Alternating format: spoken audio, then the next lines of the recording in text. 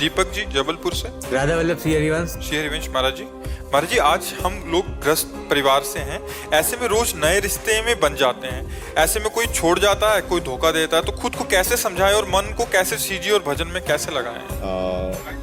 बिना भजन के शुद्ध ज्ञान ने, बिना शुद्ध ज्ञान के बाजार से निकल पाना खुली बाजार काम क्रोध लोभ मोह मद मत्सर इन्हीं में फंसाती रहती है। और ये लोक का अगर परिचय जान जाओ तो तुम्हें दुख नहीं होगा, और लोक का महत्व जान जाओ तो सुख नहीं होगा। इस लोक का नाम क्या है? यहाँ हम मरेंगे, पक्की बात है ना, तो फिर मरने वाले से फिर रोना क्या, क्योंकि मरना तो है नहीं, आज नहीं तो या कल, चाहे हम हो चाहे तुम हो, कोई हो मरेगा, पक्की बात है, पक्की बात है ना। अच्छा, इसके बाद ये कि यहाँ जितना कुछ है वो दुखालयम अशाश्वतम, दुख देने वाला और नाशवान है, भगवान ने कहा है। तो अब यहाँ जो कुछ भी है, अगर भोगने की सुख की भावना से भोगोगे तो परिणाम में तुम्हें दुख मिलेगा, क्योंकि नाशवान है, क्योंकि उसमें सुख है नहीं, केवल मायाकृत है। तो नाम जप करते हुए भगवान की आराधना से जो ज्ञान प्राप्त होता है, उसी से हम बच पाते हैं मिलने वाले हर्ष सुख से और बिछुड़ने वाले वियोग दुख से, शोक से। अगर ज्ञान नहीं है तो फिर बचना संभव है। वो तो इतनी प्रियता हो जाती है कि लगता है मेरा ही है। जैसे अपना शरीर प्रिय लगता है, ऐसे अपना पुत्र, अपना भाई, अपना पत्नी, अपना परिवार, अब उसके बिछुड़ने पर प्राणान, जैसे प्राण निकले ऐसे दुख होता है। बिछुड़त एक प्राण हरि ले ही, ऐसा कष्ट होता है, क्योंकि मोह से बंधा हुआ, अज्ञान से बंधा हुआ है। और जब हमको पता है कि मेरे शरीर सहित सब शरीरों का नाश होना है, छूटना है, वास्तविक ज्ञान जिसको हो गया है उसको क्षोभ नहीं होता। न मिलने में हर्ष होता है, न बिछुड़ने में शोक होता है।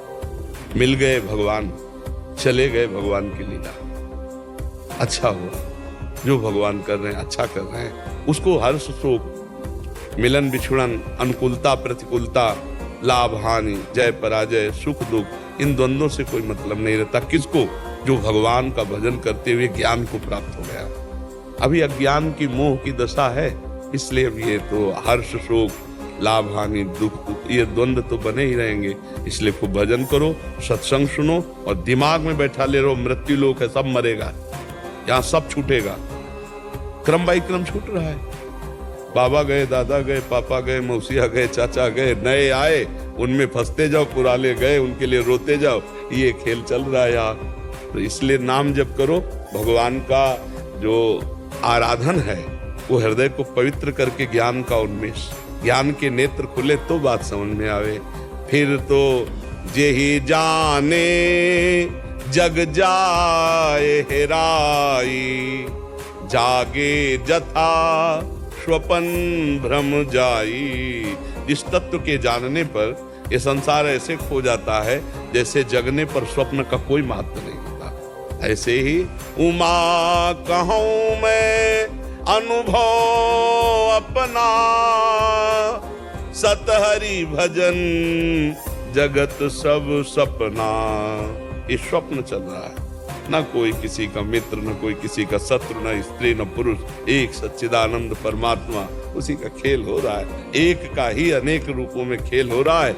इस बात को ज्ञान के द्वारा समझ जाए तो हर्ष शोक से, नहीं तो फिर इसी में द्वंद्वों में ही तो पिसता है जीव।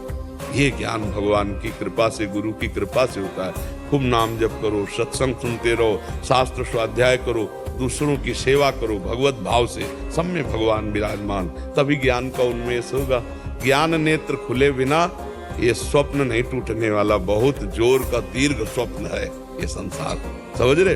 हाँ, जैसे स्वप्न, जो सपने सिर काटे कोई, बिन जागे दुख दूर न होई, ऐसे ही ये जो बिछुड़ना मिलना हर्ष शोक है, ये अनुकूलता प्रतिकूलता, जब तक ज्ञान में नहीं जगोगे तब तक ये हमें बोध होता रहेगा।